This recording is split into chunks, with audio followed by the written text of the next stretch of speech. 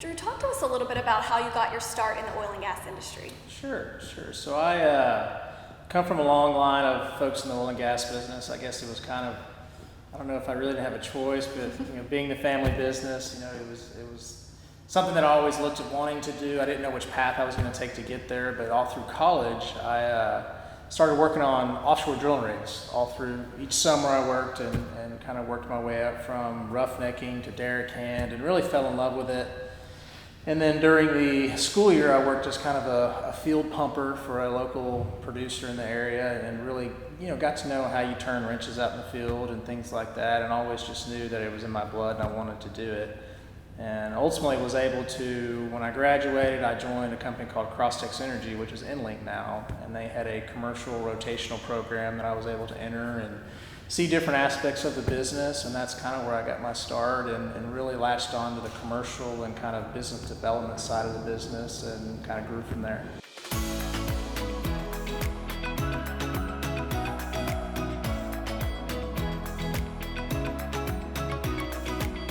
You said maybe you didn't have a choice, it was kind of in your blood, but that still takes dedication and I know focus Sure. to go from really doing that work in the field to moving to where you are now. Talk to us a little bit about that path and navigating that. Yeah, it's interesting because most, field folks and, the physical side of the oil and gas business is really engineering heavy. I never, saw that I would be, an engineer, but I also, knew there was a different track in that you could be on the finance side and the commercial side, dealing with the front end side of the business that ultimately dictates what gets built out in the field and how it operates, and ended up having a lot of interest in that side of it. It helped me, the base that I had of working in the field and then ultimately being in a office level job like that. I look back now and having that experience out in the field and seeing how the actual things operate and how hard it is to do things has really helped out further on in my career, and seeing when you're putting a contract together, it's very, very easy to just kind of look through it and say, why can't this be done now, or why can't you do this? And you put the pieces together going, well, somebody actually has to do that. Yeah. And there's a time associated with that, and so that's been very, very helpful.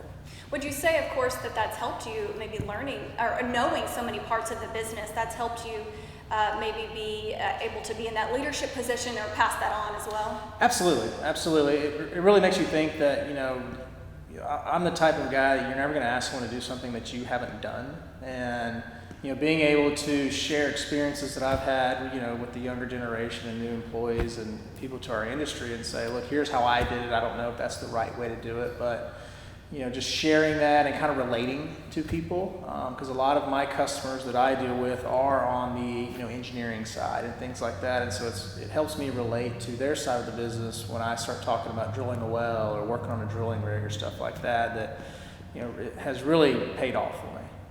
Talk to us about any roadblocks maybe or challenges that you could share that you've navigated through. Sure. I came out of college in 2007 and started in the oil and gas business, and at the time, oil and gas prices were skyrocketing, natural gas prices for sure, and in very short order, the world changed overnight where gas plummeted.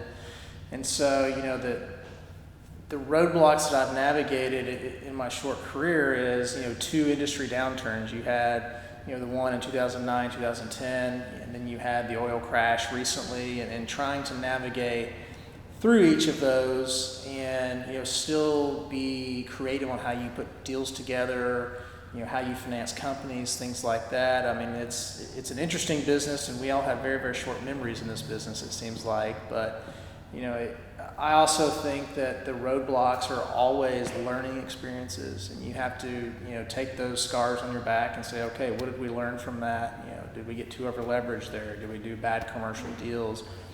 And you have to apply that moving forward. And if you don't, you're not helping yourself or anyone else. Any other advice that you may have for the younger generation that's watching this? Yeah, I mean, it's the old adage of, hard work pays off, I think is lost sometimes. There's a lot of, especially, in the social media and, the Twitter universe, there's a lot of me. And, this business, you'd be naive to think that that you as one person are able to create and develop and put businesses together all on your own. And you're only as strong as the team around you, as well as your reputation, your integrity. And that's something my father has taught me my entire life. My grandfather and everybody smart around me is instilled in you is that your integrity, ethics, and reputation are all you have. And if you compromise that, you can't do anything.